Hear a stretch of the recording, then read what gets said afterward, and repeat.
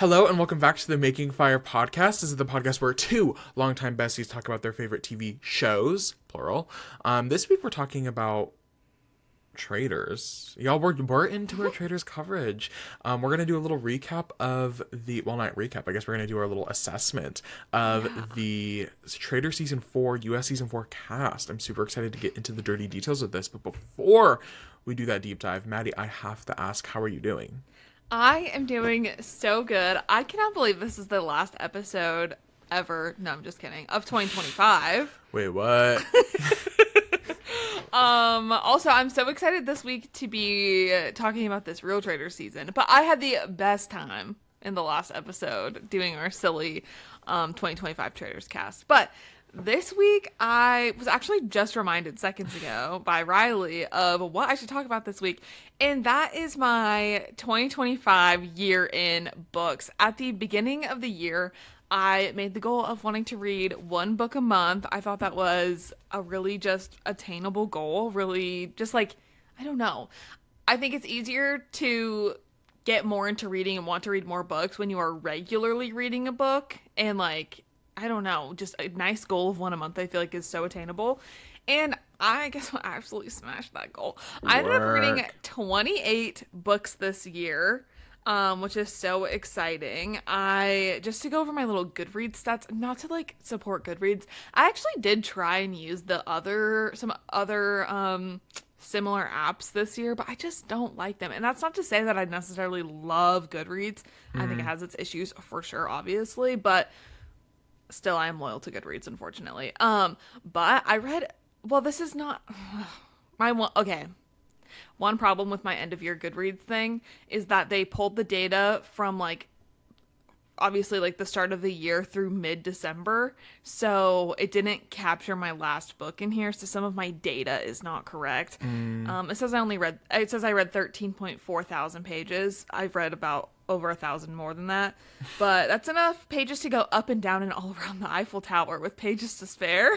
Look at you. My top genres for the year were number 1, historical fiction. Not surprised, I read literally 7 Outlander books this year. Mystery and thriller and romance. And then I wanted to take you through my top books this year, my 5-star reads. Ooh. Which these books, my favorite book of all time, maybe actually my top 2 books of all time are in these books. It was a huge year for me reading wise. And no, actually maybe I will go in that order. My favorite book of all time I read this year, it is not a series, it's a standalone book. That's Project Hail Mary by Andy Weir. I cannot say enough good things about this book. If you haven't read this book, I highly recommend it. Or listen to it as an audiobook. I've heard that it's even better than reading it. I didn't listen to the audiobook and I still loved it, but do with that information what you will. My second favorite book this year, guys, it was Outlander number 1. That book has actually revolutionized my life. I love everything about this dang series. I just finished book 7 and Barnes & Noble had a sale this past weekend, 25% off everything. So I bought the last 2 books and I will be reading those shortly. So following that up, the 4th Outlander book, Drums of Autumn, was another favorite. The rest of these are not in any particular order. Outlander, Drums of Autumn, number 4 is a 5-star read for me. Then, guys, Sunrise on the Reaping. The recent Hunger Games book that came out this year. I read it in literally a single day. I could not put it down. That movie, I think about every single day how excited I am. Like, seeing the little trailer and everything we're getting, I just go read that book. Next, The 7-Year Slip was a little romance book. Also read it so fast. Very fun premise. It was basically this apartment. Sometimes you slip 7 years into the past and there's someone there and maybe you meet them and fall in love and it's a beautiful story. And then my last top 5 book this year was Piranesi by Susanna Clark. 1000% recommend reading this book. But I want to say, go into it blind. Don't look up really any information about it. The only thing I'll say is stick with it. It is another book similar to Project Hail Mary where the main character doesn't know anything. You're learning what's going on as they are. And as you get going into this book, it is one of my top books of all time. It was so incredible. So, yeah, that's really the main thing. Yeah, reading 28 books this year. That's the most amount of books I've read maybe ever in a year. I know some people read like 100 books in a year. I don't know how they do that, like, I know. feasibly. My goal next year, though, is 30. I just want to do more every year, only by 1 or 2. I'll probably, no, today's the 30th. I will not read another book this year. But I just, like, that is my favorite thing about this. Well, I did buy a house this year. That was pretty exciting. But, like, other than that, getting back into reading has truly changed my life again. And For the better. For the better. I'm addicted to it. I can't say enough good things about reading. I hope more people are able to find their passion in reading, because it is just, it's beautiful.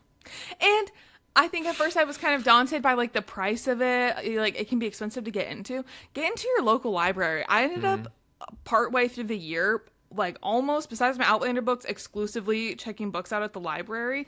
And there is nothing more fun than having that just huge selection of books at your fingertips, all for free. Like, it is so special. And what a community is at the library. So that is my public service announcement. I love that place. Anyways, Riley, how are you? Good. I think we should remove all libraries.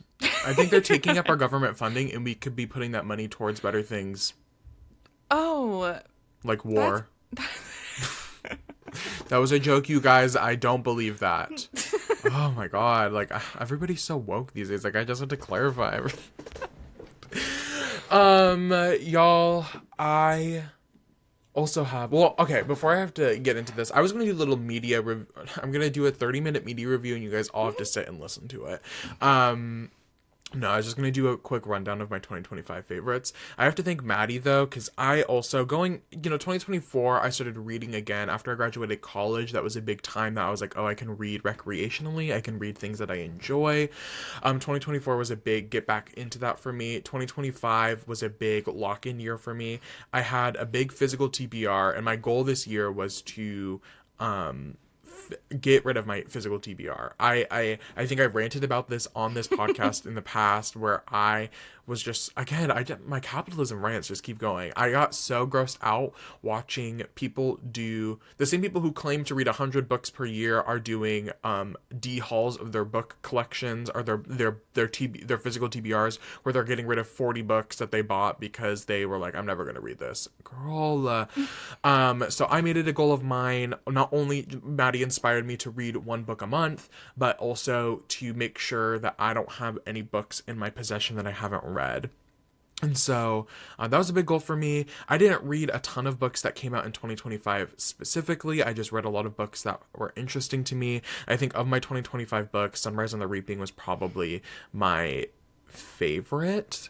I really did enjoy that book. I was in it as deep. I remember it took me a while because Maddie and my friend Kellen, they got it like digitally. You read it digitally, right? Yes. And I'll circle back to that in a second. It took me forever to get my physical copy, even though I pre-ordered the book. It took forever for me to get it. So everybody had already read it, and then by the time I got it, I was like, girl, I've been avoiding spoilers for like a week or two at this point. But Sunrise of the Reaping of my 2025 books, that was probably my favorite. My other books that I read this year that I really enjoyed, I just finished Babel. I talked about that a couple weeks ago, I think. That was sort of a new genre. Sort of historical fiction isn't something I necessarily gravitate towards, but I really loved that book. It was I read a couple thick boys this year. That was one of them, and I loved. I was in the world. I felt like I was going to Oxford in London. Like I was in that bag. Highly recommend it. I'm gonna start reading more books by R.F. Kuang, that author that wrote that book. I'm really excited to read more books from her. My favorite probably nonfiction book I read this year is called Biting the Hand by Julia Lee. It's about growing up Asian in America, which, been there, done that. But she studied similar things that I studied. I love an Asian in the humanities. That is my favorite. Specifically, an Asian person who studies race, which I studied in college. And so that's something she did. And so getting to hear her perspective was really interesting. I loved that. I also liked a book called Evenings and Weekends by Oisin McKinnon, and that I was sort of in my like London bag this year, my sort of UK um my UK bag, one might say. I read that book, and it is sort of just about the mundane. It takes place over one long weekend in London, like during a heat wave, and it's about a bunch of different people that all like know each other, and they're just sort of managing their life that weekend. A lot of stuff is going on, and I just realized that I really love that sort of genre of like people just living their lives. Like I'm reading Yes. Normal People by Sally Rooney right now. Are That's you my liking current. it?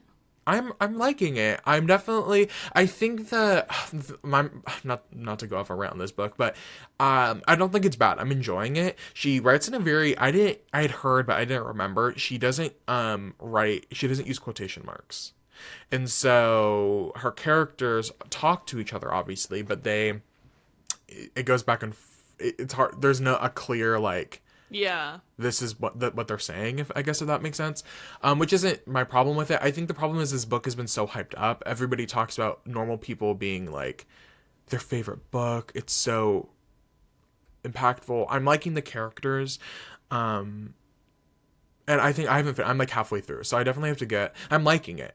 I'm not liking it. I'm enjoying the book, but I don't know if it's gonna be like a Yeah. top. We'll have to see where the book goes. I think I haven't read it I'm yet. getting more meat, which I'm liking. So we'll see. But those are some of the books I read this year that are good. I'm going to be better in tracking the books that I read. It didn't help. I had this nice sort of stack in my old room before I moved of the order in which I was reading the books. I was just stacking them up, and then I moved, and all of my books are in boxes. I have like boxes in the garage full of my books because I don't have anywhere to put them in my bedroom. So I honestly don't really. I read probably. Definitely read 24 books this month because I read at least 2 books each month, probably like 30, give or take. So we'll have to see. But those are some of my favorite books. Just to quickly run through my other media favorites of the year. My favorite albums of the year: Mayhem by Lady Gaga. I was just sort of in my Lady Gaga bag. I think similar to books, I listened to a lot of albums that did not come out in 2025. But Mayhem, I think, is probably my favorite album from the year. Also, my recent Lux by Rosalia. I loved that. I'm loving that album. It's mostly in Spanish, but it's so pretty. Her voice is so beautiful, and I'm just really enjoying it. So those are probably my 2 favorite albums. Movies. I liked Sinners. Girl, we need to remember our Sinners bag. Get back in Sinners. I need to watch it. You need to watch it. Such a good movie, worth all the hype. I really loved it. I was really trying to see movies in theaters this year and not waiting until they went on streaming. One of them Days, which was Kiki Palmer and SZA's movie. So funny. Again, if you haven't watched it, you need to watch it. So funny. And then Twinless, which I think I talked about on this podcast, but I really, really enjoyed that movie. And I have to give HBO Max their props. HBO really ate with their TV shows this year. White Lotus season 3 was amazing. The Pit, I'm so excited, which starts in like a week. Fully did not know that until I saw a TikTok this morning that was like, "Oh, my shows I'm excited for in January," and The Pit was on there. The Pit And I season said, 2, baby. "Hold Oh, up." they said we're giving you another season. Don't wait. They said you gave us the Emmys. We're giving you another season. Thank you. I'm so excited. Thank you for getting me into The Pit. Oh, obsessed with The Pit. I'm so excited for season 2, and obviously, heated rivalry. Obviously, Heated Rivalry, girl. I can say Heated Rivalry books. I think that was sort of my guilty pleasure this year. Is I was a secret Heated Rivalry, consumer before it was cool to consume Heated Rivalry. I was just like, let me read my gay hockey smut in private. Is that the book that you were like looking for or picking up when that guy or someone was in the store and was like, those books are really good? Yes, I'm telling you, when I went to because I'm a completionist at heart, and I think that it has a green flag and a red flag to it. I was like, I need to read these books in order. Obviously, of the Game Changer series, Heated Rivalry is the big one, but that's the second book. So I was like, I need to read the first book first to see if I'll like it, like the writing, whatever, which is Game Changers, which is Scott and Kip's book. When I went to Barnes & Noble, I was specifically intently looking for that book, and I went over to the romance section, and I was looking for it, and I could not find it. And then I finally grabbed it, and I picked it up, and I already knew I was going to buy it, but I grabbed it, and a guy behind me goes, that book is really good. And I And then I got scared today. I'm hoping thinking of him. I hope he had a grit girl. Like Loki had been thinking about him because he really put me on. Well, except I put myself on, and then he anyway. But and so and then I got scared because I was like, I didn't really want to go because I already knew everything. Well, not everything, but I knew the book. I already knew I was buying it, but I was like, oh, now I have to pretend that I'm thinking about buying it because he was recommending it. Anyways, Heated Rivalry books, definitely the TV show. Hate to say, I feel like the TV show just blew the book out of the water, but it Loki did, no shade, but HBO Max are their big one. Yeah. And that was sort of our yap session. Sorry, I had to cop. So, let's get to the Traitors, you guys. Let's get to the Traitors. You know, Heated Rivalry had a big impact last week on our episode of the Traitors. Now we're getting into the real thing. Season 4 of the Traitors, I think the Traitors is still sort of taking everything by storm. I think it's still the reality TV show of the moment. No shade. I think so too. I am interested in this season because there are so many people on this list that I know zero things about. And I think it's interesting. I think there's definitely less gamers on this cast. There's less housewives on this cast, specifically looking compared to the numbers of last season. A lot of more of the random one-offs, which I think is good. I think we can have a longer conversation maybe after we see once the season starts and what the vibe is.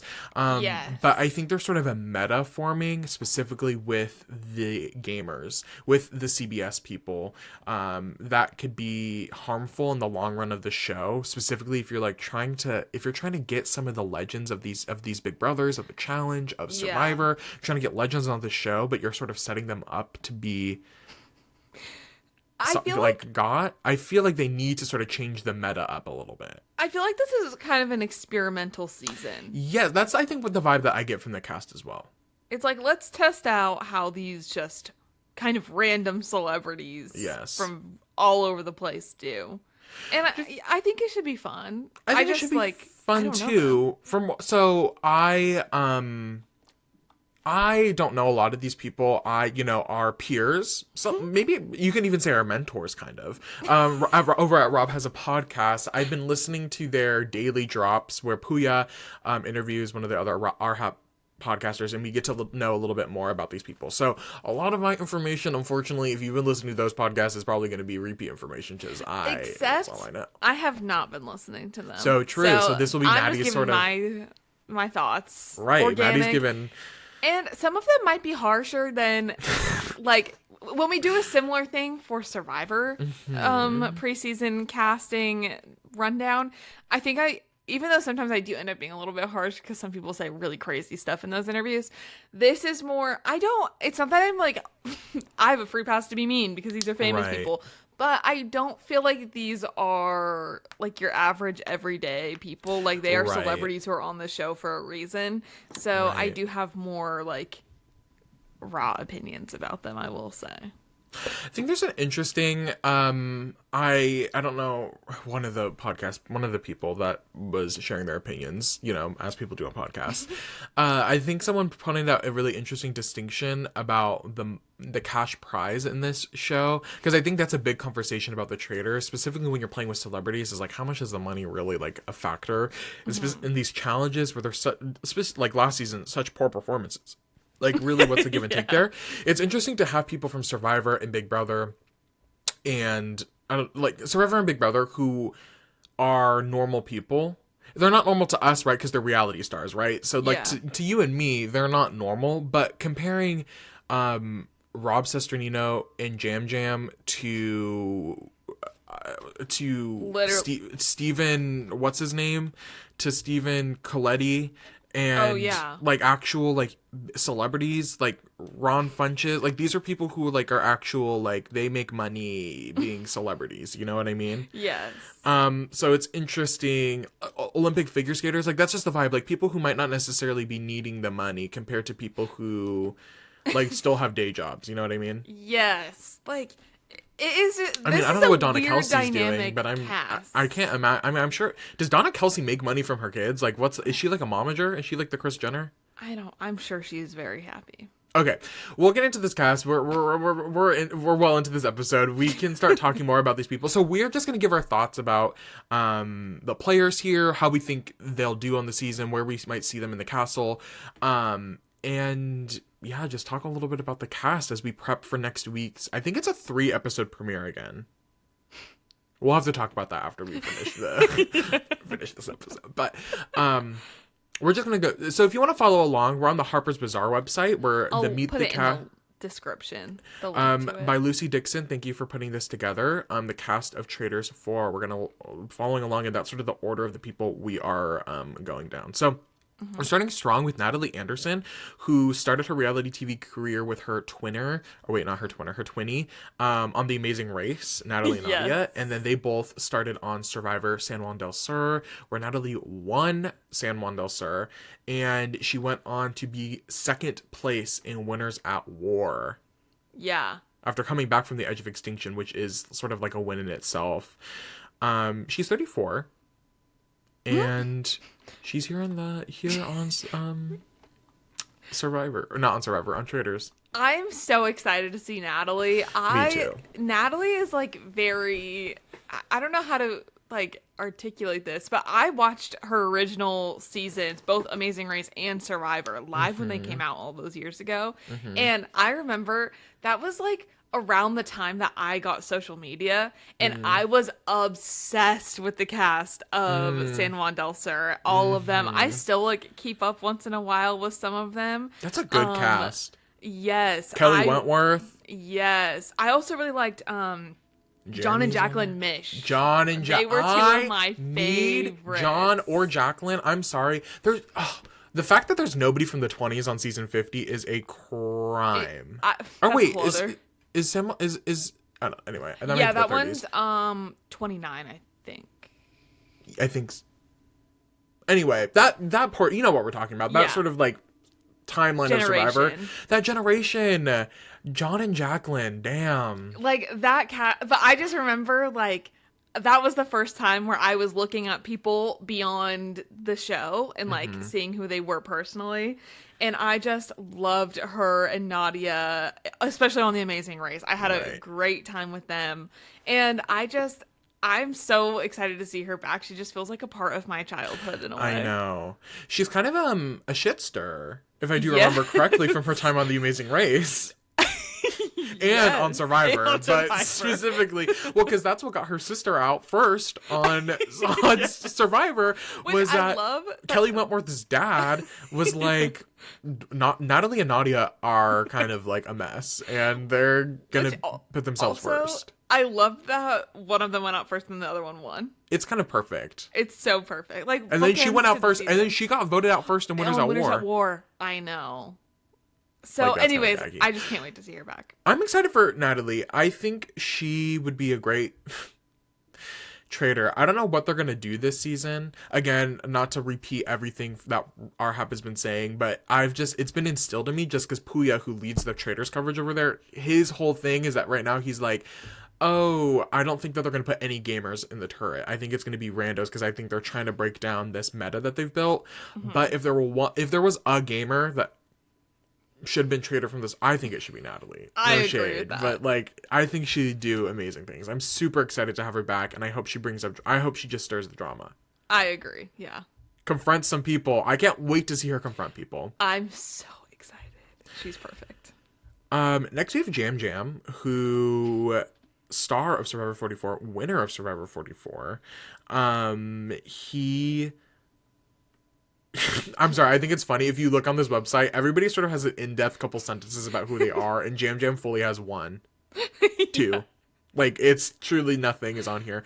I think Jam Jam is I like this thing they're doing where they have sort of a new era rep and an old era rep. I like that. They do it for Big Brother this season as well. I like that because so many fans have not seen the older era stuff, maybe are familiar with legends like Rob Cesternino, Natalie Anderson, Ian Terry. You're familiar with the names, don't know, see them working in practice, but I like the new era representation, and I like how you have Carolyn last season and Jim Jim this season. I think it's a good I think it's a good thing back and forth.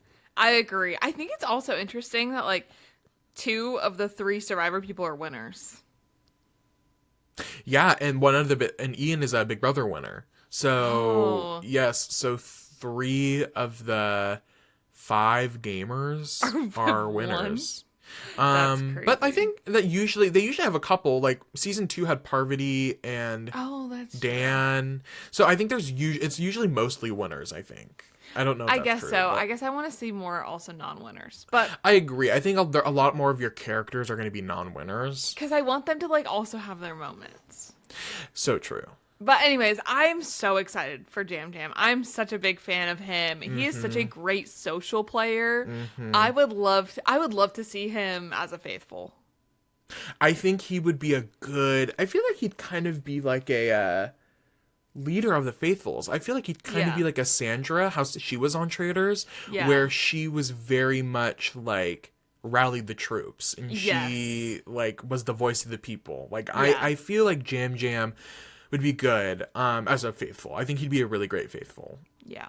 And I'm excited for the drama. Again, another person that I feel like will bring...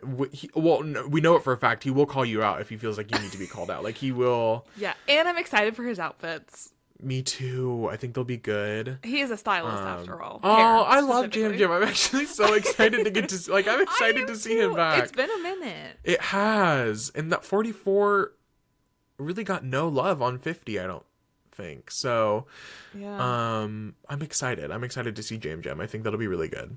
Yeah. Oh, that made me happy. I'm looking at his picture. I'm like, ugh. Mark Ballas. Yeah.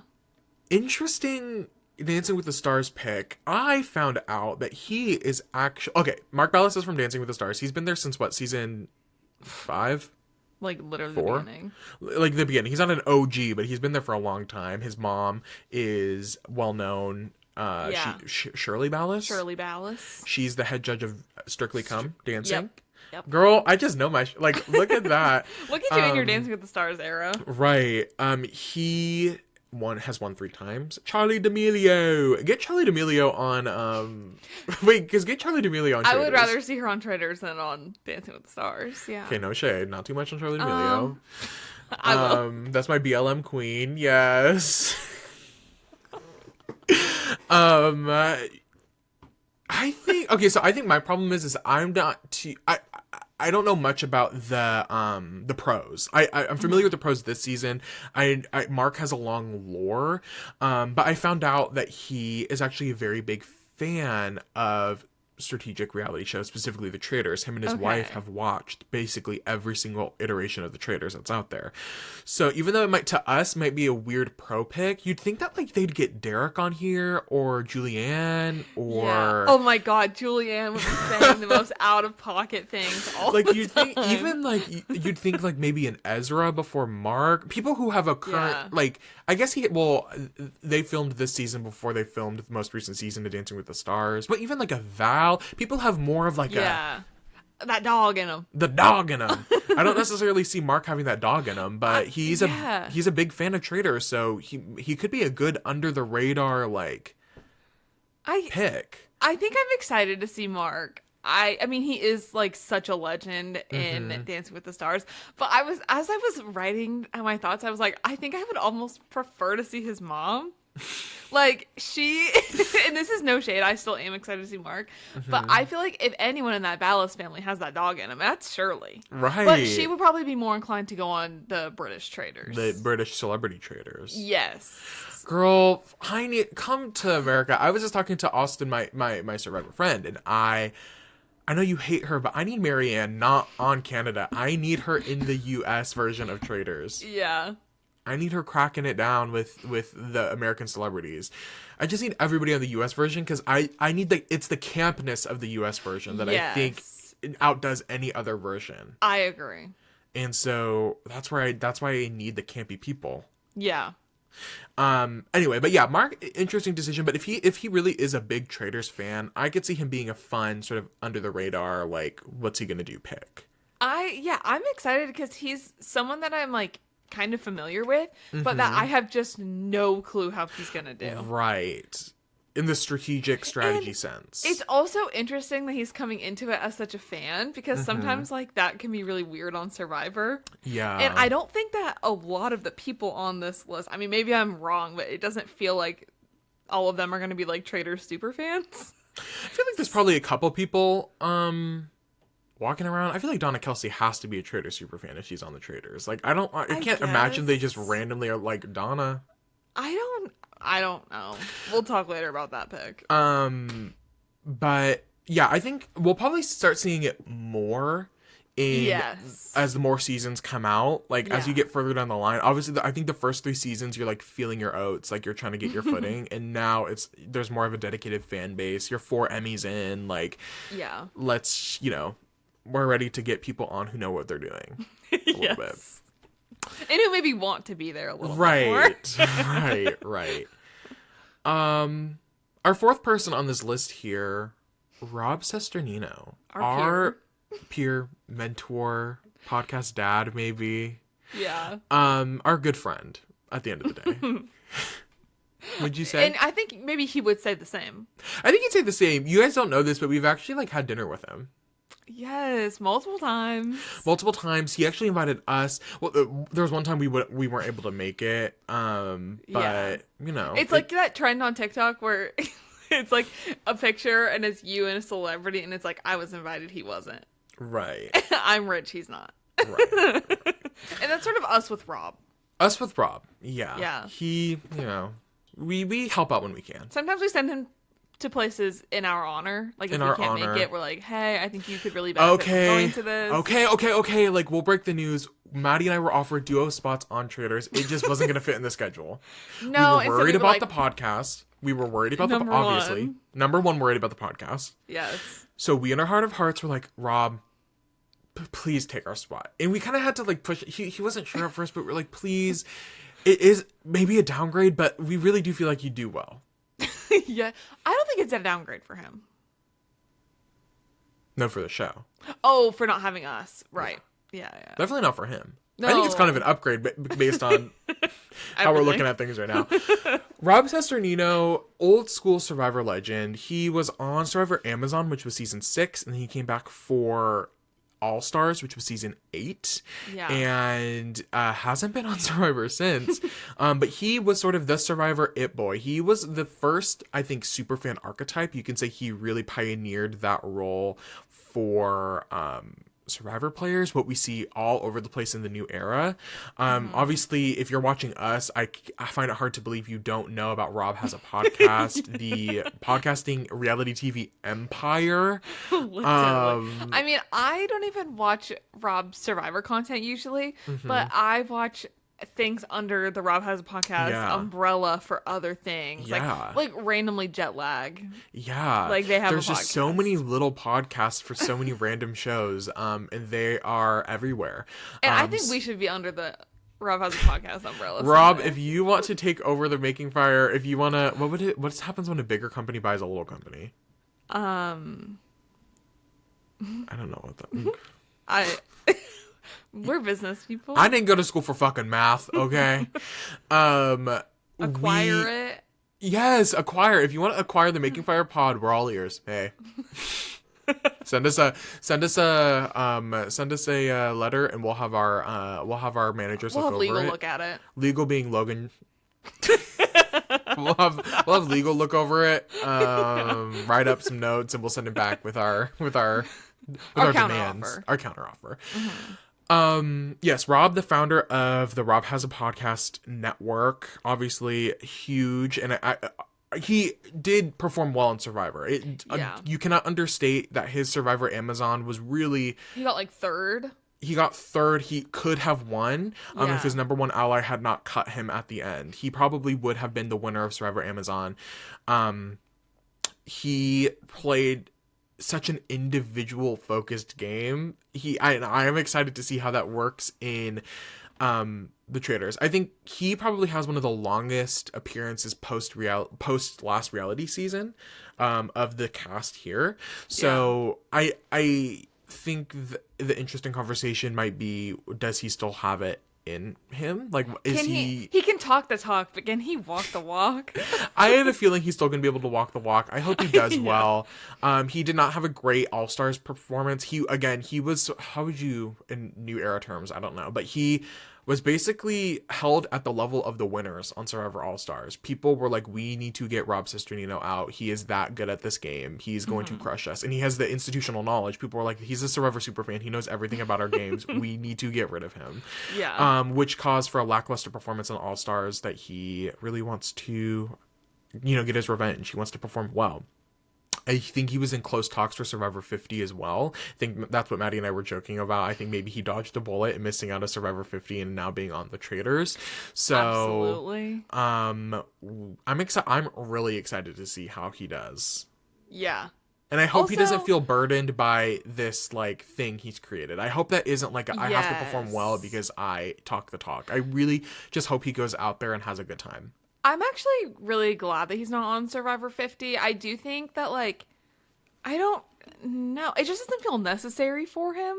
And I think I would rather see him on the Traitors, on something else, where it's just different. I don't know. I agree. I think Survivor would always have been hard for him to participate in. Just he has such, like, especially, like, I don't... It's just, like, too much. Yeah, we don't need to get into a whole conversation about Rob Cesternino, but I genuinely, I think it would have been hard for him on season 50. I don't know what would have happened. It's hard to be in what ifs, but I think Traitors is a good neutral ground for him to be on. And I think it still gives him an ability to perform strategically and socially. He's a great social player. He's very likable. I'm excited for his confessionals. I think he's going to be a confessional queen this season, so Yeah.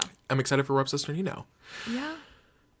Stephen Coletti, who got his TV start, I found out, from Laguna Beach, which was a reality show, but it was promoted as a non-scripted, sort of like a real life thing, but ended up in history, we have found out it was very scripted, and the role that he played on there was sort of forced upon him.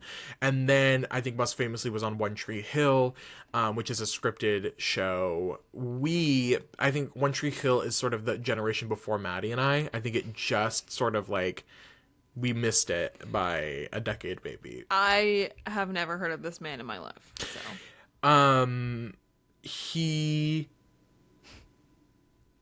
I think, so I watched his podcast, again, to talk about RHAP.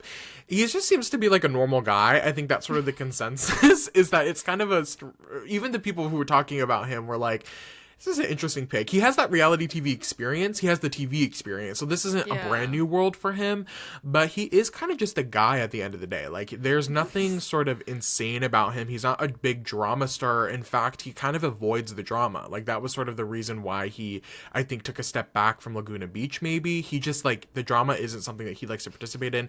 And specifically post these shows when he's doing reflection.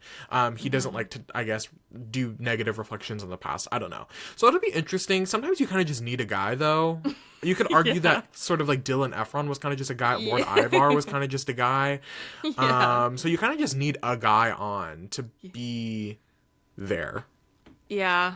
I hope he lets his diva out, though, because... I know. I hope it always gets a little want just to sassy. get- like- I hope there's some sassy in there. I hope so, too. But yeah, I have nothing to contribute. I know nothing about this man. This man could have walked past me in the street and I wouldn't know a thing. Sorry to that man. So I guess that's our thoughts on Stephen Coletti. Sorry. Candace Dillard Bassett, The Real Housewives of Potomac. Yeah. Oh, you can go.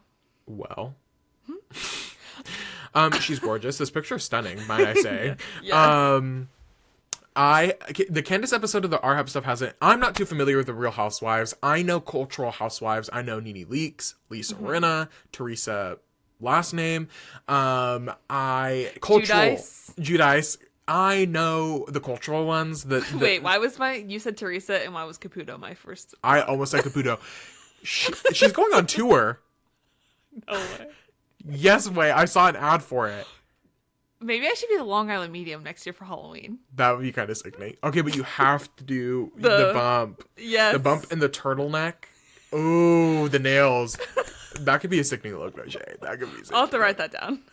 Write that down. Candace, somebody who I have not gotten the deets on. I'm not too familiar with Potomac, but I have heard from context clues of the other housewives being talked about. She, of the four, or I guess Dorinda, of the 5, I think, that are going to be on the season, 4 or 5, 6 or 7, that are going to be on the season, she is most likely to be the strategic one of the group. She is most likely to be the one that is locked in. Just doing a quick overview of this thing here, it looks like she was a staffer for Barack Obama during his presidency, which that's a big deal. And yeah, so it does look like it looks like maybe they in the 5th season, so she left in 2018 after she and a co-star were charged with second-degree assault of each other. So she gets down. She gets down, and hey, Yeah. I am the last few years getting into the Bravo-verse. I haven't watched Potomac. I've not heard like the best things about it. So it's not like necessarily high on my list.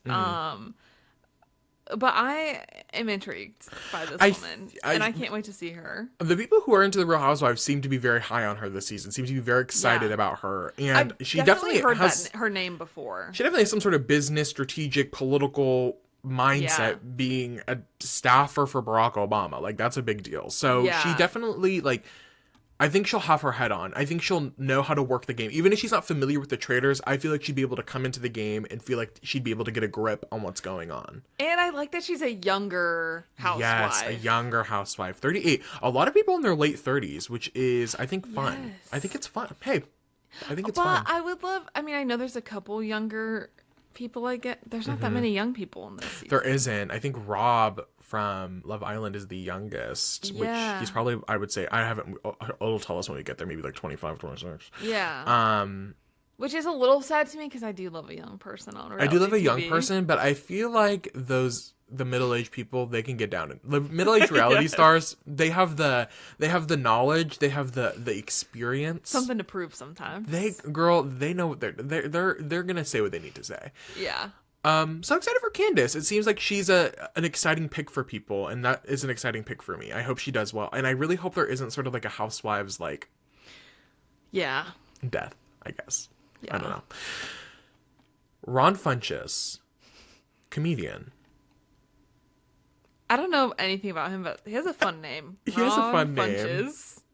I know nothing about him. I've never heard of this man before. He's been done a lot of voice acting in kids movies. Yeah. Trolls. All 3 Trolls movies. I thought there were more than 3. Adventure Time. I love Adventure Time. Come on, grab your friends. We're going to very distant lands. He is just fun. It seems like he's just a nice guy. It seems he has some connections with people on this cast. He, from what I'm hearing, is going to be probably a good confessionalist. I watched the trailer for the season. He has a really good confessional where he says, "I'm just here for the snacks. I'm just here for the food." So that's interesting. I think he's going to be silly. I think he'll be fun. I think you and I talked about this actually last episode when we were talking about Caleb Heron, that stand-up comedians are smart. Yes. They're smart. They know what they're doing. They know the timing. They know how important timing is. So I think this is Ron is somebody who probably will be silly, but he'll be pointed with what he's doing. He'll know what he's doing. He might put up a facade, but I think he will have a good sort of grip on the temperature of the castle. Yeah. Also, I like his outfit in the picture on that article. A good outfit, a nice red velvet. And that's always huge to me. I love a bow. I love a man in a little pussy bow. Is that what those are called? Is that what they're called? I think that's what they're called. Maddie, is that what they're called? I need you to tell me. Yep. Okay. Yep. So, thank you. Not me being fashionable. But yeah, that's Ron. Yeah, that's Ron. Hey, Ron. Hey, Ron. So excited for you to be on the show. Maura Higgins. I have never seen Love Island UK, but I've definitely heard her name before.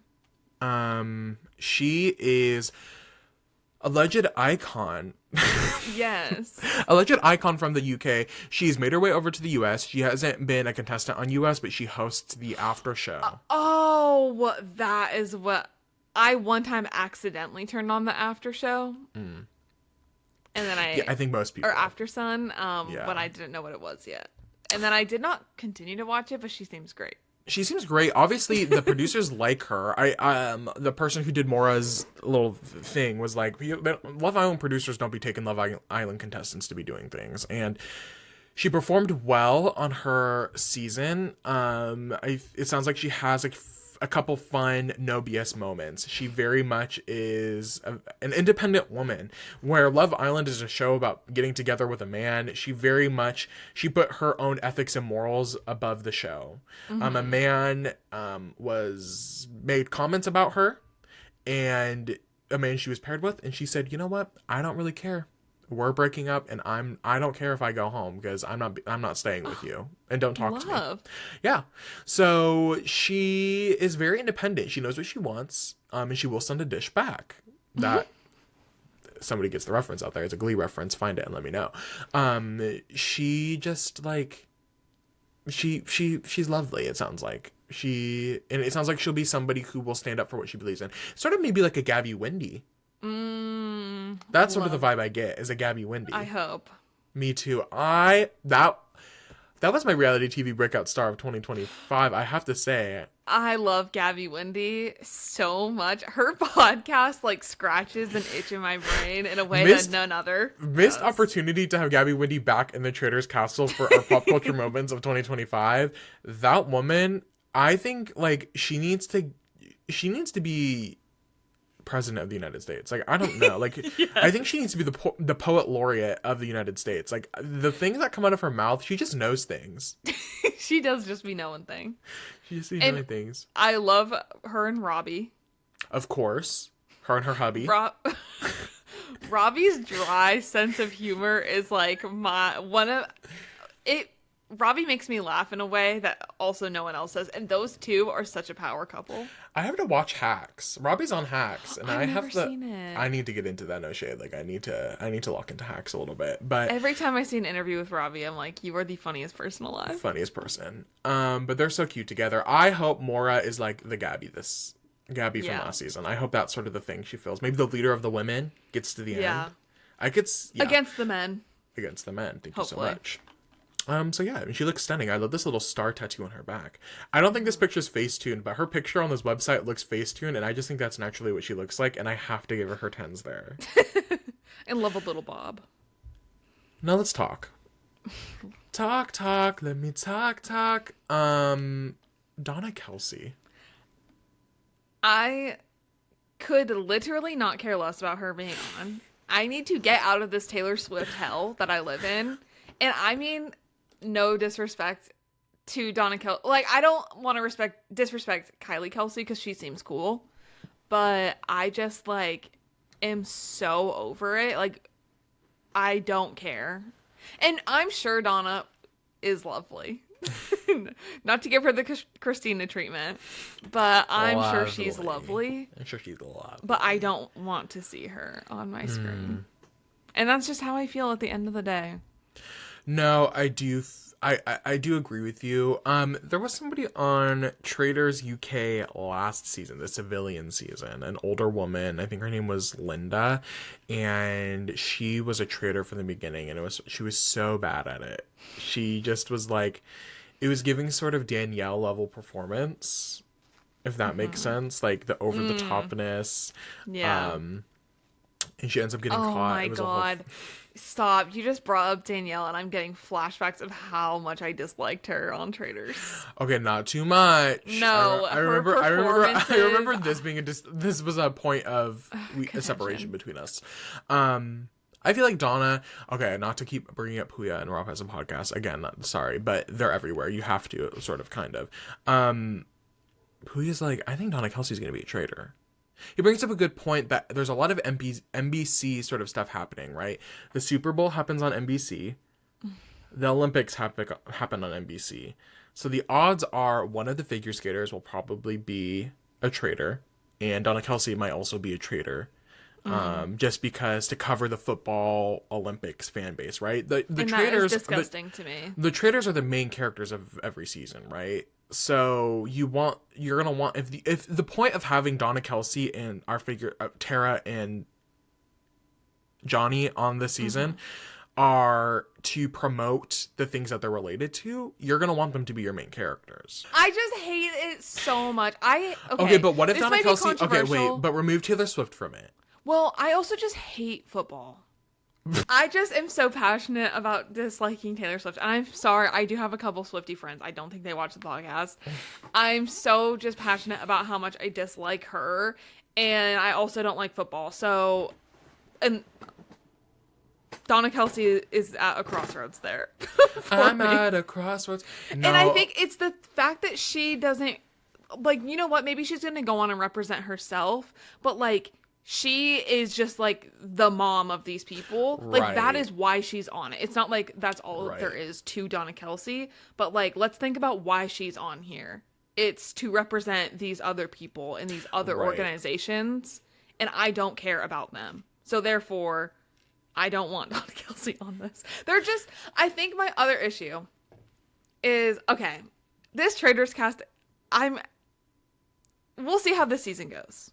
There are a lot of people on here that I don't think I am necessarily excited about. I think a lot of the Traitors a lot of what I've liked about it in the past is that it is very much more like pop culture, like current reality TV people, maybe internet people, all of that. And there are people on here this season that aren't necessarily that. And I'm so excited to like see what they offer. But then this is one that just like bothers me. No, I'm glad that you have your... I love women having opinions. I love women hating on other women. Like, at the end of the day, like, I live for that. No, but that's what I'm saying is I don't have anything against Donna Kelsey personally. No, it's what she represents. Yes, I get your distinction. Okay. And I have to say that I mostly agree with you. I'm excited to see how she represents herself as a person. I think we as reality TV fans, we as people who don't necessarily love Taylor Swift, we as people who have problems with things getting shoved down our throats constantly, but specifically pop culture's current, like the zeitgeist obsession with Travis and Taylor Swift. Like, I don't give a damn. I don't care about the relationship. Well, you did buy his sweater. I did, and you know what? It looks really good on me. I have to say. As much as because it's so much on our mind, it's so present. And our disdain for these things are so strong that I feel like our fear is that that's all it's going to be. I have the feeling it's not going to be that much. I understand where your fear is coming from. I mean, I think that's where I agree with you. I don't want Taylor Swift shoved down my throat. I'm sick and tired of seeing Taylor Swift. I'm sorry, but I am. And I'm not a Taylor Swift. I'm not hating on Taylor Swift. I just it's not for me.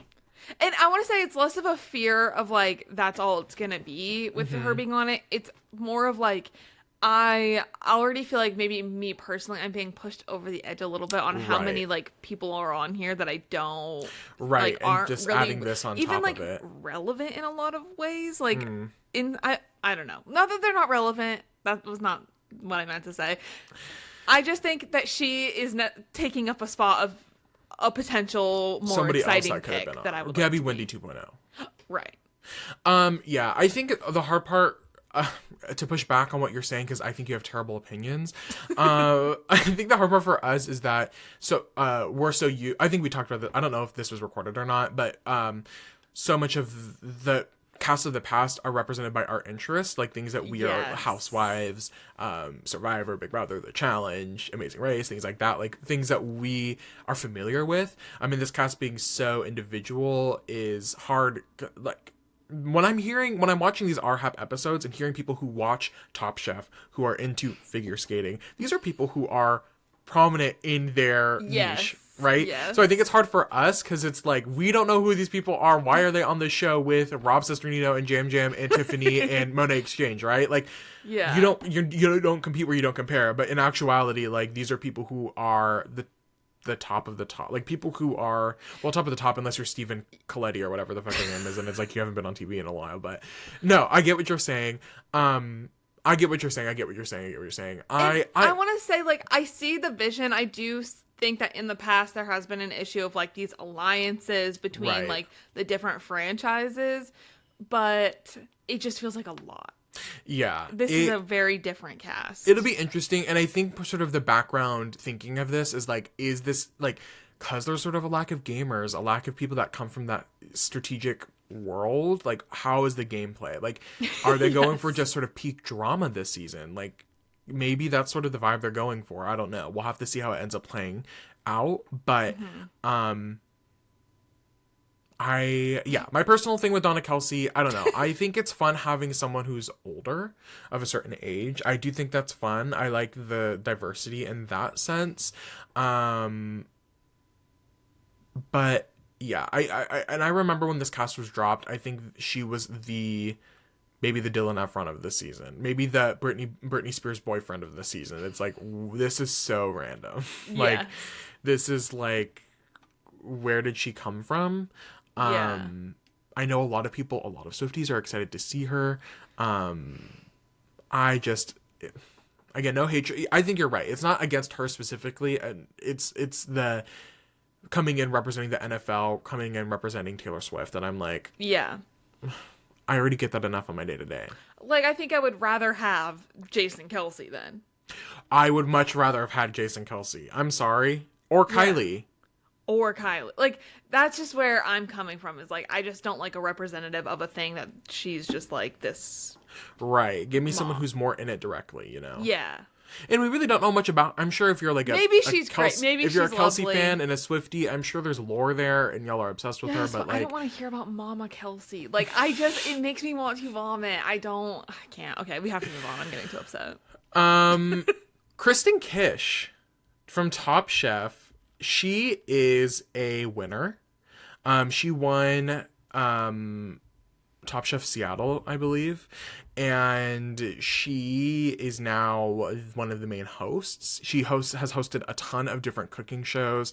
Her season, she sort of came back and won a Redemption Island style comeback competition in her season. She won like 5 back-to-back things, got her way back into the finale, and then won the show. So she definitely has that dog in her. Okay. She got that dog in her. She knows how to put up a fight. She knows how to not. She doesn't back down, never what. Like, she knows what she's doing. Yeah. No, this is someone that I'm actually excited about. I think too. being a chef, you are used to working in this high pressure, like tense environment with a lot going on, and I think that this is a good random pick, like from a different sort of universe. Yes. I think this is a really good person. Also, just absolutely love her look. And Her tattoos are so interesting that it's like somebody drew on her with a tattoo gun. it's almost like it. Yeah, I'm excited for her. Everybody seems a lot of Top Chef fans seem very excited about her presence. So I'm excited. I'm looking forward to it. I feel like she'll be a person who's able to connect with a lot of different people. I agree. And being a chef, you have to be, used to working on many things at once, balancing all these people, all this information. I think this is a good pick. Yeah, I think it'll be. I'm very, very excited for her on the season. Tara Lipinski, who this dress is interesting. That's all I'm gonna say. I think Tara Lipinski is an Olympic gold medalist. She won in 1997. It looks, or 1998. Yeah. Youngest ever gold medalist in Winter Olympics. At 15, she won her gold medal. That's kind of crazy. She, I think, is most known by most Americans as her being one of the main sort of Winter Olympic hosts. Her and her friend, her bestie, Johnny, hosts together Olympic figure skating, but I think they make other appearances every 4 years. We get them popped up in our living rooms.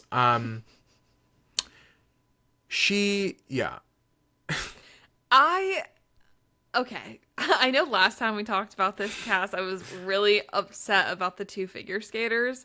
And I want to say that I maybe even okay, I don't mind one, and I don't mind like multiple people from like the Winter Olympics. I think I'm even more bothered knowing how close they are.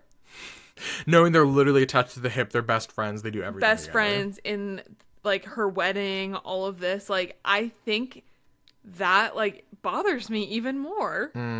I don't know. Like, obviously I know different people from different franchise, or like housewives can be close, or like Survivor players can be close. Like I know the community is so big within that, but something about it being two specifically figure skaters that are best friends being on together, like you're telling me there's no other former Winter Olympic person that in the space. If you're getting Olympic winter people, he just had a resurgence on Dancing with the Stars last season. Apollo Ono, Yeah. Olympic speed skater.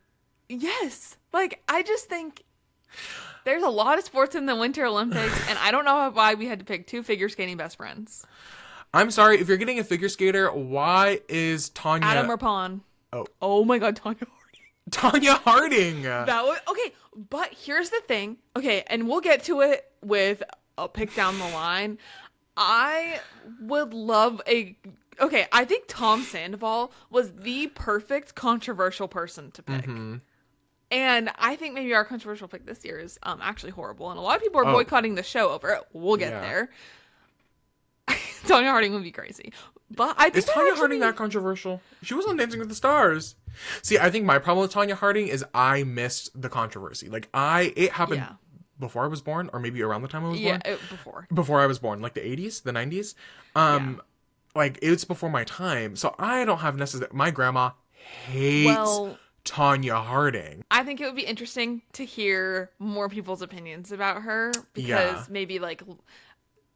I think we have a sort of sour... have more to say about it. Yeah, my grandma hates Tanya Harding, which is insane. And I'm like, girl, she's gonna camp to me, no shade. No, she is. I wrote a paper on Tanya...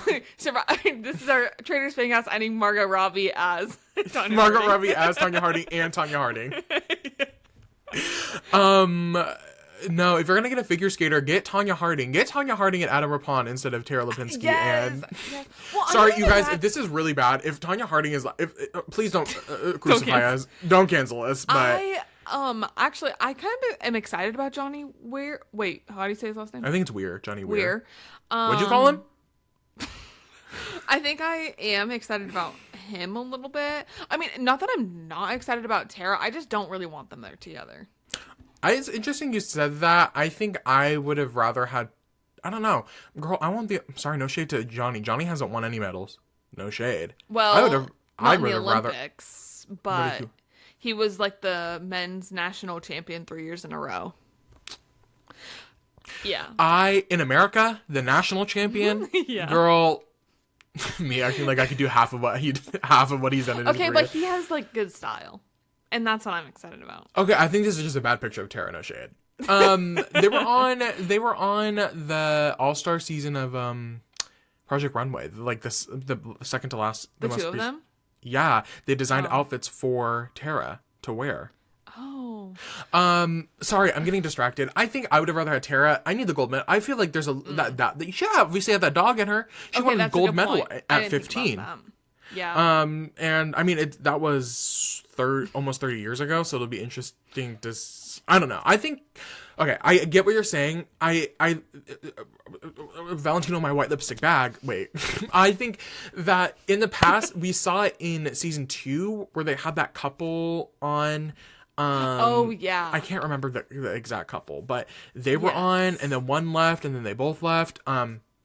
It was like so not interesting. Not interesting, but they've done it. I think it works really well in Civilian. In UK, they did it where they had sisters on. That is so interesting to me. That's a fun dynamic. The most recent episode, or the most recent season of Canada, they had secret lesbians. They had secret lesbians on.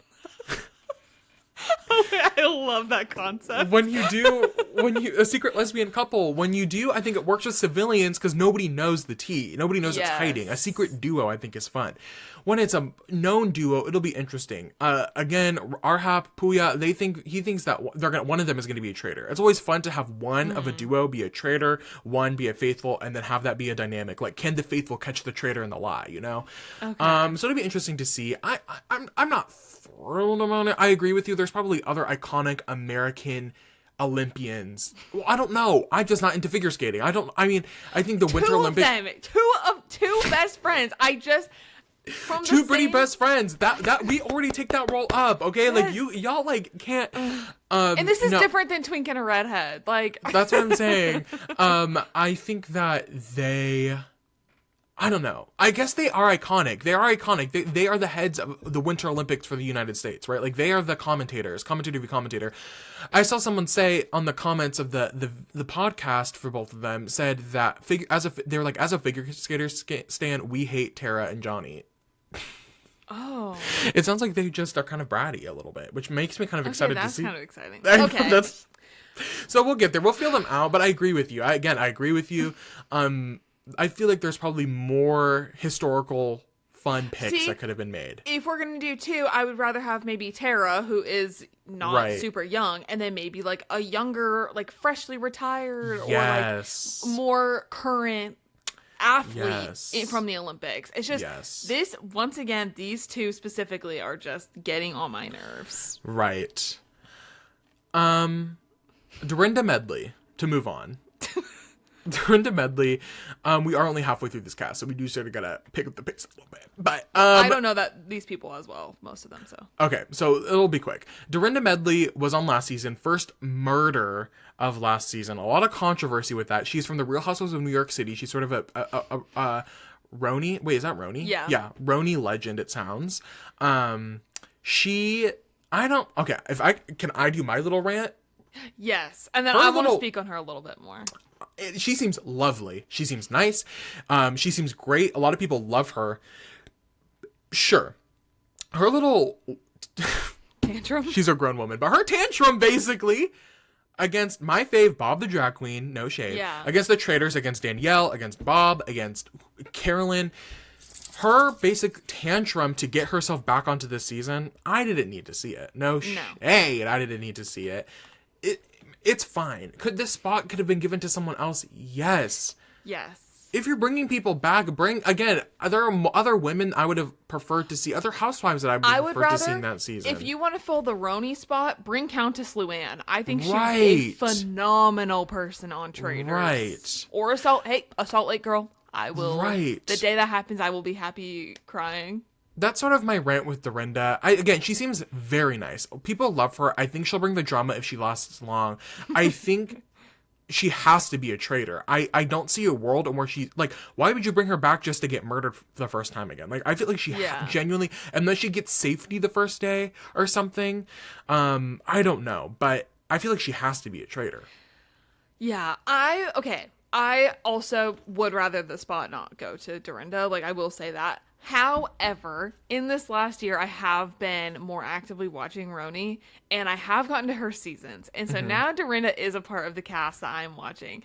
And she is so funny. She gets but it's normal. She does get emotional like this. Like, I just watched...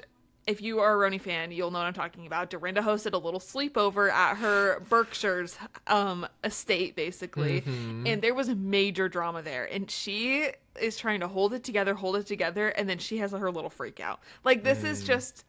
It was hilarious. It was great to watch. She is great TV, and I hope that she's able to learn from her mistakes of last season, which did leave a sour taste in my mouth. Like, I was really annoyed about that. That being said, still, Countess Luann, please get on my Traitors TV. Dorinda, if you go for Monet Exchange just because she's a black drag queen, similar from New York, like Bob, even though they're best friends, I don't know if she'll know they're best friends, but don't start with me, Dorinda. That's all I'm going to say. She feels a little bit too invested in Bob, so I'm going to guess she does know. That's what I'm going to say too. I agree with you. If this was Dorinda's first season, I'd be thrilled. I was thrilled for Dorinda last season. I was soured on her from her response from last season. I was personally. It would have, yes, I agree. And it would have been different if she was murdered first and it was upsetting and then she was brought back, but without all the drama. Because it is really unfortunate that she was murdered first. Like, I will absolutely give her that. The tantrum takes away, like, immediately, like, no matter what your argument is, you're wrong. Right. So it'll be interesting. I'm excited for her that she gets another chance, though. Yes. I think it'll be fun. Tiffany Mitchell, Big Brother and The Challenge. She did not perform great on The Challenge, so in the challenge 1 and 2. I didn't watch season 2, if I'm being honest with the challenge. But iconic. If you're picking a person from new era Big Brother post COVID, this is the person you want to pick. So smart, so funny. So strategic. Her mind, to do a quick gush over Tiffany Mitchell, famously is, different sources will say different things, but she is the inventor of the Cookout Alliance from her season, which is an alliance of all the black people who were on her season, all 6 of them. It was the most black people who had ever been on a season of Big Brother. They collectively decided that Big Brother needed, after 23 years, needed to have its first black winner. So they put everything aside and said, our goal is to get all of us to the final 6. So one of us has to win. Mm-hmm. That was Tiffany. She formed that alliance. And she created the strategy behind it. I'm not going to go into the depths of it, but she was the cog. She put the plan together and made it work. Tiffany could have won her season of Big Brother. I think she got voted out 6th or 5th. She could have won the season had she not had this greater goal. Had she kept her best white ally in, the people around her who were not black, as she kept them in, she had a pathway to the end to win Big Brother. She put it aside for the greater good, and we thank her for that. There is no way Tiffany is going into this season of the Traitors caring about anybody other than herself. She did that shit in the past. She did it in the past. Baby, she's here to win. She's here to win the Traitors. I love it. I'm excited for her. I hope she does well. Sometimes we get these strategic people from Big Brother specifically who flop in the Traitors. I don't see that happening for Tiffany. I truly do think she will be able to bond with anybody. She's social. She's strategic. She's smart. I think she'll do well. I'm excited for Tiffany. Yay. I know. Great pick. I know nothing about her, so. Great pick. They did her dirty with this picture, though. I don't know why. Everybody gets fun red carpet pictures, and they're using Tiffany's picture from Reindeer Games. Oh my god, another Reindeer Games mentioned. We got a lot of Reindeer Games last season. She wasn't on Reindeer Games. She was like a host of Reindeer Games. Anyway, so another Reindeer Games connection. Monet Exchange, RuPaul's Drag Race, 3-time competitor. I don't know if Maddie knows that yet, but 3-time competitor. I learned that from this article. Oh, love that. 3-time competitor, 1-time winner, runner-up. Oh my god. Like, a drag queen. Like, you want a drag queen. And no shade to Peppermint. Love Peppermint. No shade to Bob the Drag Queen. Love Bob the Drag Queen. Monet cares about social strategy. She cares about these games. Over the summer, she was on the Survivor influencer trip. Yes. She loves Survivor. One of her favorite shows. She loves social strategy. She loves all the little card games, all the, she loves having game nights. She's in this to win it. She cares about the strategy of the game, where Bob, I think, was more just like, I'm here to participate. I'm going to have my moment. If I do well, I do well. If I don't, I don't. Monet knows the nuances. Monet knows when to go on, when to back off. I think she's going to do well. I really hope this is our this season, our Drag Race sort of representation. I hope she pulls it through. She lasts past the first 3 episodes. Like, I hope, I pray to God she lasts well into the season. I'm kind of hoping that she's a faithful. I hope, and she's smart. I think her I hope dream, she's a smart faithful. I think her dream is that she starts as a faithful, halfway through the season gets recruited as a traitor. She said that. I think that's her dream role, and I think that's smart. I think that's the smartest thing you could want for yourself. Establish trust. Yes. And then be able to work from there. But yes. I just really hope that she's not a starting out traitor, because I don't want any heat. I don't want any heat either. I want Monet to be able to play her strategy game without. Yeah. I hope she takes a seat back. Sweet as St. Lucia. I love Monet Exchange. I am a longtime fan of the Sibling Rivalry podcast. Go listen to it if you haven't. It's so good. I feel like I more often listen to Money Talks. Monet Talks. Everybody. Yeah, she's a great interviewer. Monet has had a couple iterations of talk shows. Monet Talks currently. She had a Monet like slumber party on Dropout. She had the Exchange Rate, which died because of COVID. But Monet is a talk show. She knows how to talk to people. She knows how to get to know people, and really, like, she's good. Okay. Well, yeah, I'm so excited. Eric Nam.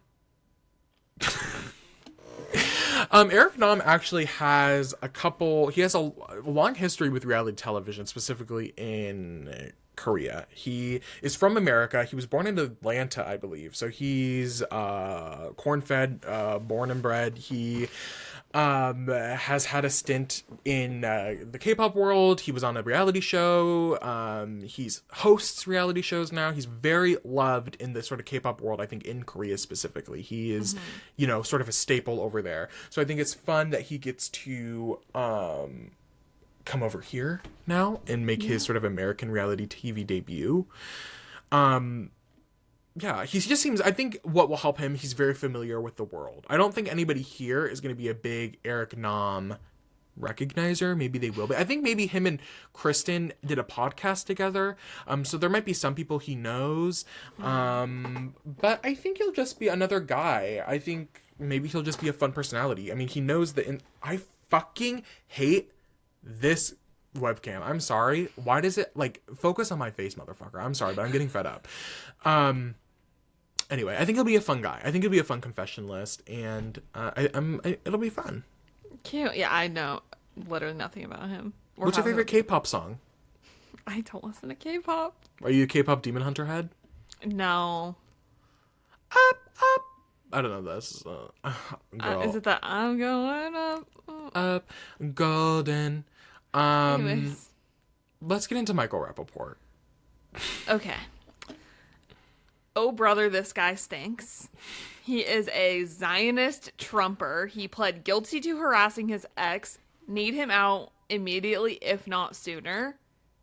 This is the absolute wrong pick in every single way for Peacock to place on there. And he's pretty well known for his views at this point, so I'm really hoping that a lot of the divas on here lock in and, like, don't give him the time of day. Immediate kill. He has a history of bullying housewives on Watch What Happens Live, does he not? Specifically, Lisa Rinna, maybe? I don't know. I feel like one of the housewives on this show. But he's familiar with the Bravoverse. He's been on Watch What Happens Live. He's bullied the housewives. I don't have any positive things to say about this man. I hope he goes home soon. And yeah, I feel... Yeah. So the casting, I found out through these podcasts that the person who does casting for Dancing with the Stars is also in charge of casting for the Traitors. Dina Katz. So we have Dina Katz to blame for this? Yes, who famously consistently makes controversial choices in Dancing with the Stars. Who left Dancing with the Stars? Tom Bergeron. Tom Bergeron. He left because they kept making controversial casting choices for their celebrities, and he was like, I can't support this anymore, and he was sort of blacklisted, but then he came back this last year. Wait, I thought... Oh, maybe that was part of it. I know he was supposed to retire, like, the next season, and then they cut him and hired Tyra. When he came back, that's what I was seeing. Part of it was I was seeing that he was not happy with some of the casting choices that were being made on the show. Yeah. The consistent casting choices. So I know Dina Katz has a history of possibly, you know, making questionable casting choices for the controversy of it all. So I don't know. But this is like the wrong controversy. Yes, that's what I was going to say. Tom Sandoval is the correct. Like, yes, he's a cheater and he is publicly kind of an idiot and, like, but also hilarious. And... Right. Like, this is completely different. Yeah. I don't need Michael Rappaport on the season, and I hope he goes quick. Yep. Rob Roush from Love Island. He was on 2 seasons of Love Island. He was on season 5 as the Villa. He was a Villa guy on 5, and then he got back as a main, or what is it? Casa Amor, not Villa. What the hell? He was a Casa Amor guy on season 5, and then he came back as a main cast member on season 6. Season 6, obviously, cultural phenom that was in the summer of 2024. Season 6 of Love Island USA, booming. I am shocked that they haven't had more season 6 representation. I'm shocked that Rob is the first one. Very interesting man. I'll just say that. He, Snake Wrangler. From Alabama. I'm from Alabama. He infamous sort of love triangle early on in season 6. I could go into the depths with Rob. I think it's a good casting choice. I think maybe borderline similar to Tom Sandoval. I don't think he's controversial like Tom, but I think he'll probably fill a same role as Tom Sandoval. He'll just be sort of a silly guy that probably has no idea what's going on. I think he's the youngest person on the cast, which probably won't help. Okay. And I don't know how much experience he has, like, making relationships with people in their late 30s, early 40s. So we'll see where that gets him. But I feel like he'll be sort of a Tom Sandoval character this season. Okay. But I think he's silly. I think he'll just, I don't know if he'll really have an understanding of what's going on, but. We need one of those. Lisa Rinna is 61 years old. Yes. Oh my god. I That just watched gagged me. Beverly Hills, but this woman is an icon of the culture at large. At large. I just watched her episode of Las Culturistas and gained such an appreciation for her. If you aren't familiar with Lisa Rinna, I need to watch that episode. I recommend watching that episode and just getting to see her and her personality, and I am so excited about it. I'm gonna watch that. Maybe I'll watch that today. I need to get into that. Yeah. This picture, she looks so cunty. I'm sorry, but this pink on her skin with the lip, the and lips, the bob. Ooh, I live for her. Lisa Rinna. You just know Lisa Rinna. Like, that's just somebody who's just in the culture. that is a You're household right. name. That's a household name. I've never watched Beverly Hills. I literally have never watched her on TV. I just know of Lisa Rinna. Of course, famously Lisa Rinna Eminem. Lisa, and that comes up a lot on Las Cult. Love. I'm gonna have to tune in. I'm excited for her. Make Lisa Rinna a traitor. I'm sorry. Well, the people who did the Lisa Rinna episode, they were like, no, Lisa Rinna's perfect role is a faithful who is fucking confused and who has no idea what's going on. That is the perfect use of Lisa Rinna on the Traitors. And that'd be great. I just need her causing havoc. I need her to last the whole season. I need her to be on this season. I'm not joking, bitch. Keep her on. Yeah. Would argue probably I think the most A-list person on this cast. No shade. Honestly, the most recognizable name, I would say. The most clearly recognizable name. Yeah, I would agree. Get on that. So I'm super excited for Lisa Rinna. It's hard because we don't really we just know of her. We don't really know the tea there, but I'm excited for her. Caroline Stanbury, The Real House of Dubai. This is, I think, the one person on this whole list that I know nothing about. Her episode from Our Hap has not been released. I've never watched Dubai. I don't know her, but I hate Dubai and the British people that move there. So I'm Draw your line. She has her own business and she sells luxury gifts and has a shoe line. Once again, I do not care, and it bothers. Like, maybe she'll be great TV, and maybe I'm missing out. She's on Real Housewives, but she has a podcast called Divorced Not Dead. Those things are divorced people allowed on Housewives? Well, if you're divorced? I don't think she's still doing Housewives. Oh, yeah, from 2022 to 2024. But she launched that podcast in 2020. I don't know. Yeah, in Dubai, I think Dubai is just over. I think it got shelved. Yeah.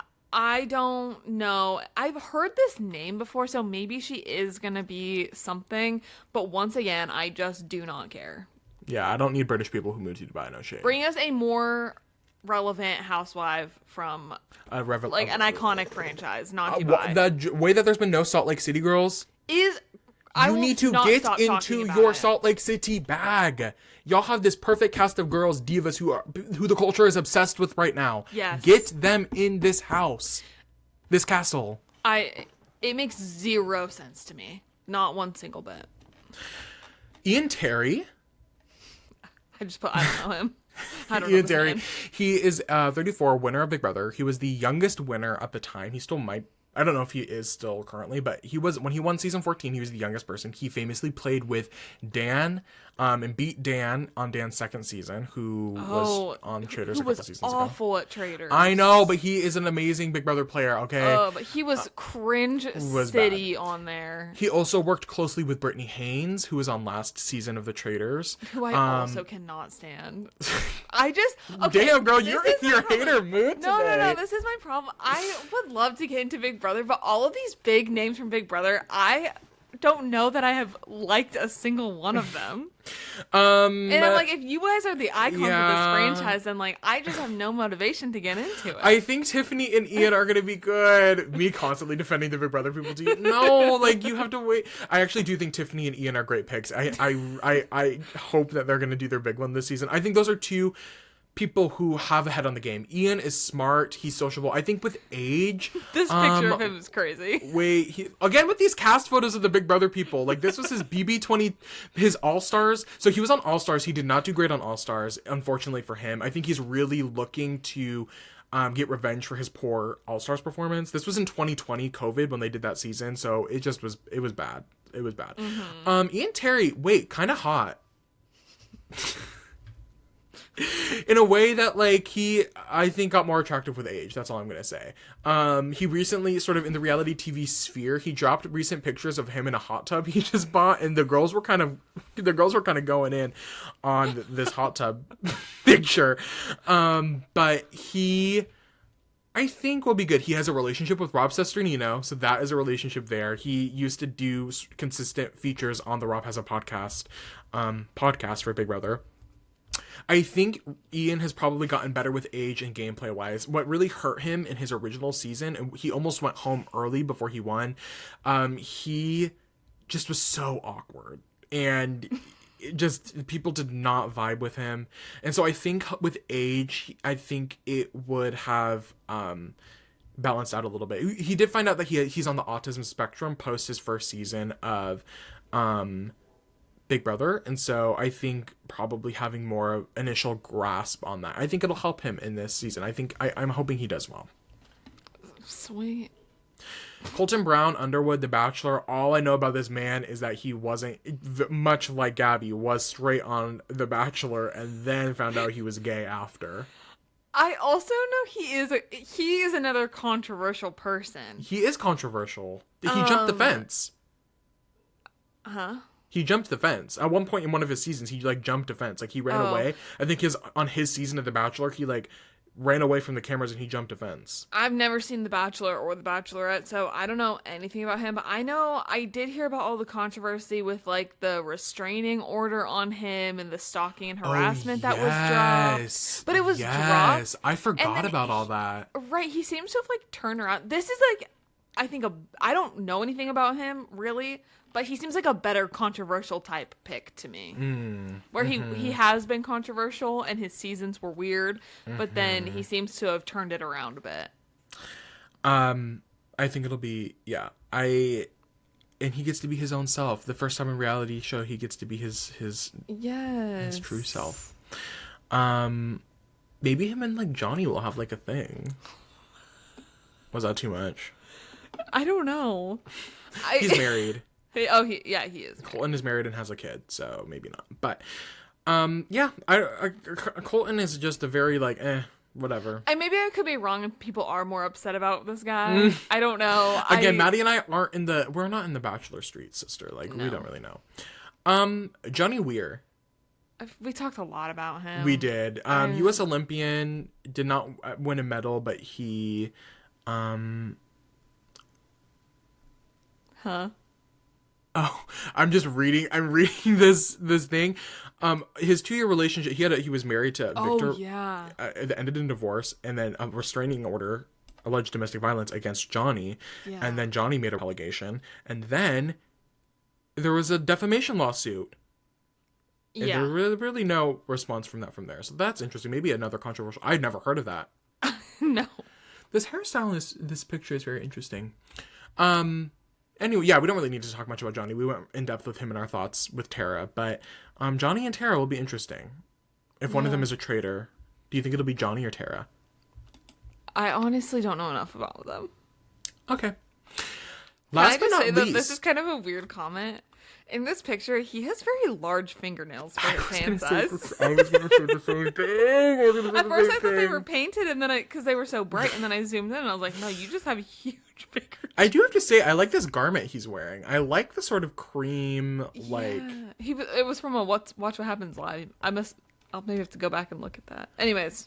Don't make me call Portia. Portia Williams of Real Housewives of Atlanta 43. I think after Lisa Rinna, her name is probably the most recognizable. Yes. Portia is a name I'm familiar with without having watched any Housewives. Yeah. I just watched a really interesting video. It was like a TMZ type video. She recently took a flight, and a old white lady tried to claim that Portia like attacked her on the flight, and so then Portia was getting questioned after she got off the flight, and all the people on the flight came to Portia's defense and were like, that woman did not attack that lady. That white lady is insane. Don't listen to her. Portia didn't do anything. Gosh. I know. And this was recent. This was like a month ago, maybe. Oh. I know. So hopefully that goes okay. Like, I hope she's not stuck in any craziness. But Portia, yeah, she's beautiful. I'm so excited. The way I'm watching Housewives, I'm watching Salt Lake live as it's airing. And then I'm currently watching Roni until like they did the big recast and we're done with old Roni. I'm stopping watching at that point. I will not be watching it all the way up to when that got put on pause or canceled. Atlanta is next though, and I am so excited to get into Atlanta. Maybe I'll start Atlanta with you. Maybe yes, we I'll can let watch you know Atlanta when. together. I'm not like super far away. Yeah, let me know. Maybe we can watch together. That would be really fun. She's stunning. She's beautiful. Another name, I think this is somebody who similarly people are hoping is just sort of a messy faithful. She seems pretty smart, pretty business savvy. So, I think that this is someone who will stand her ground, know what she wants, and I think will be a good person to have on the Traitors. Yeah. Y'all, this is a really long podcast. We were not expecting it to go this long. So sorry. If you could pick 3 people from this list on who you want to be traitors, who would you pick? Okay, I pick Natalie Anderson, Candace Dillard Bassett, and Eric Nam. I want just like those two, and then this random guy that I really don't know anything about. But Right. I think depending on how once again, I don't know his personality, but I think he can be like a good under the radar, like not as, he's just more like sly. Right. I don't know. I think, no, I get what you're saying. I get what you're throwing down. I think, Also, because I don't want 3 huge personalities all the time. right. That can cause problems. I think if I were to pick my dream 3, I would pick Maura Higgins. I think that would be sort of under the radar.